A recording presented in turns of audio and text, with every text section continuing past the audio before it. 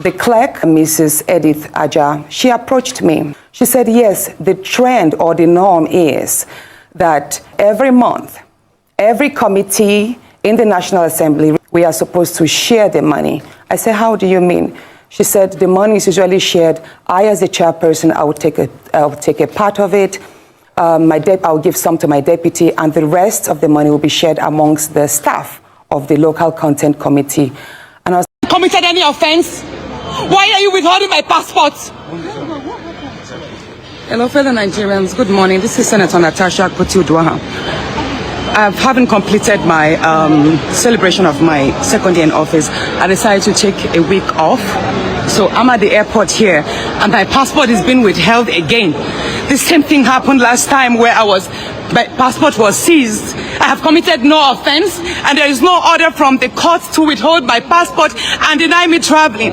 The last time this happened, the officer in charge told us that the Senate President Godswill Akpabio instructed them to withhold my passport and prevent me from traveling because he said each time I travel out of the country, I smear the country's image by granting interviews out in international media. Please, can you tell them to release my passport and this embarrassment should stop? You have no right to withhold my passport. You have no right to deny me exit and entrance into my country. I have not committed any offense, and this must stop. Sorry. No, this must stop. As a matter of fact, I think I have to sue you for continuously embarrassing me. Sorry. No, don't tell me sorry. Can I please have my passport? You can't keep doing this to me all the time.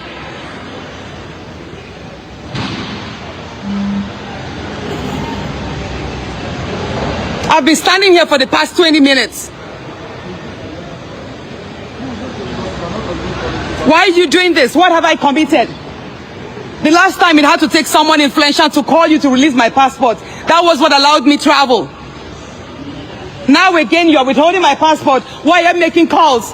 Is Godswill Akpabio so important? Why is he overruling boundaries? Godswill Akpabio, the Senate President, has instructed the Comptroller General of Customs to deny me exit, to withhold my passport. This is wrong. There was no order. Yes, I know I have 2 federal government cases against me, of which the President of Nigeria instructed the AGF to cancel the cases, to withdraw the cases. No, hold on, please. This President Bola Ahmed Tinubu actually spoke with Godswill Akpabio to terminate all the cases against me because he agreed that they were politically witch-hunting cases. Hold on. So there is no reason why my passport should be withheld at the international airport. There is no reason why. You have no right to do that, madam. You have no right. You are taking laws into your hands. There is no court order. I have not missed any of my court appearances. I have attended all my court sessions. I am not a flight risk. I am not a risk to my country. So why are you treating me like a criminal? Can I have my passport, please? Thank you very much. Sometimes I think you just have to be a rebel to get things right. Then you keep asking Nigerians to be good citizens. If I had not gone public, would you have given me my passport? Senator Natasha Akpoti's defamation case proves to Nigerians beyond reasonable doubt that Tinubu is weaponizing impunity ahead of the 2027 elections. But here is the kicker. And what Tinubu doesn't want you, Nigerians, to know. Nigerians can crush his weaponized impunity. And this case of defamation against Senator Natasha Akpoti proves it again. The 50 million bill granted to Senator Natasha, some people frown at it. They say it's excessive. But then again, it is a victory for Senator Natasha and a victory for Nigerians against weaponized impunity. We are happy about it, even though we demand more. But here is where Nigerians need to put up a fight. Is it possible that Tinubu and Akpabio and the Attorney General have achieved their goal? We talk of weaponized impunity. What is the end game of weaponized impunity? if we get the end game, then it becomes clear whether or not this is total victory or partial victory for Senator Natasha Akpoti on the one hand and for Nigerians on the other hand. What is the end game of weaponized impunity? What is the end game of this weaponized impunity against Senator Natasha?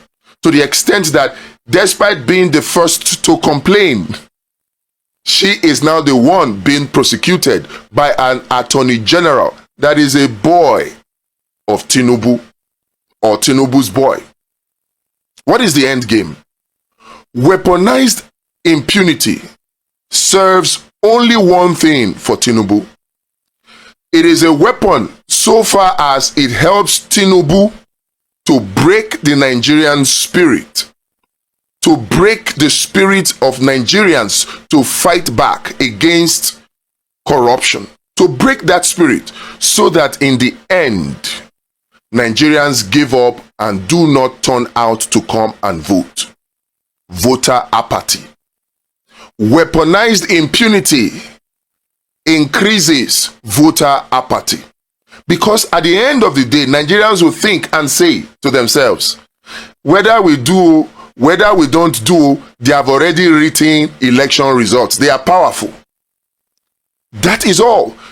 All of these defamation cases, cyber crime prevention and prohibition law, weaponized, all of it serves one thing: to break the spirit of dissent, to break the spirit of Nigerians to resist. That's all. So the arrest is Senator Natasha, and then we complain and complain, and then they jail her, and then we complain and complain, and then they release her, and then we say, oh, victory. But then look at it again. The same thing happened to Dele Farotimi. They arrested him. We complained that we complained, and then they jailed him or remanded him in prison, and then we complained and complained and complained again. And then they released him, and then we shouted, oh, victory. And then the same thing went on, Seeking, Showore, and the likes. But one thing that Nigerians must take note in all of this happening is the effect of all of these on the spirit of the Nigerian people. How does it affect them? Does it inspire them to fight more, or does it weaken their resolve? Has Tinubu and Akpabio, have they succeeded with Senator Natasha? We're looking at weaponized impunity, and there is a way to crush it. Remember, I said it earlier. Tinubu does not want us to know that we can crush his weaponized impunity. So he dangles all these weaponized impunity tactics in front of us. But we can win. He wants voter apathy. So when Nigerians sit down and they think 2027, oh, Tinubu has already written election results. What is the need? Any need? Should we even bother? I have seen Nigerians make this complaint. Even voters that came out in 2023, and we are still saying there is high voter apathy. Many of those voters are giving up because of this narrative, because of this weaponized impunity. And that is why Nigerians must crush it, and we can crush it. And the tool to crush it is law patrol. We must all come together to tackle impunity heads on. All of this breaking the rules and saying nothing can happen, it must end.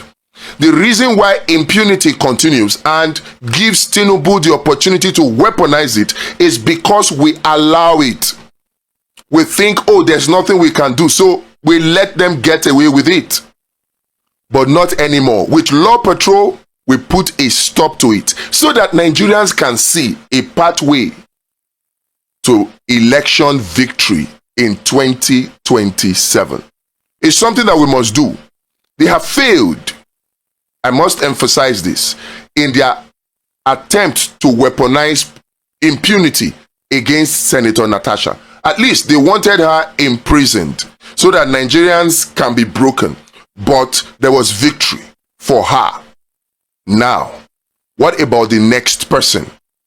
What can we put in place to make sure that this weaponized impunity is de-weaponized and the rule of law is made to reign supreme? What can we do? Law Patrol. We're activating it July 1, and we need all Nigerians to buy into this solution because impunity must stop. If impunity does not stop, 2027 election is gone. We must stop impunity. It is a tool to bring about voter apathy. And once there is voter apathy, it's game over. They have successfully rigged out the election. Forget all this talk about, oh, Tinubu has written the election results and all that. If Nigerians turn out in their millions, it will be difficult for them to write that election result in 2027. They know it. And that is why they are doing all they are doing now, just so that there can be voter apathy. In addition to this reign of weaponized impunity, they have weaponized poverty also. And they have weaponized political party. But right now, let us focus on Law Patrol to de-weaponize impunity.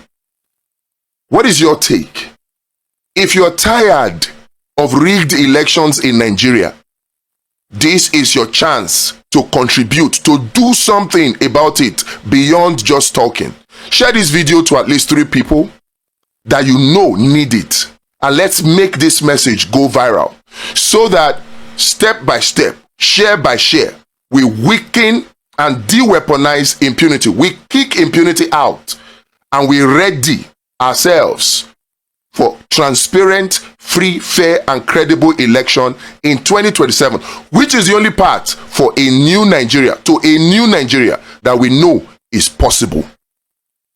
Let's talk about weaponized poverty.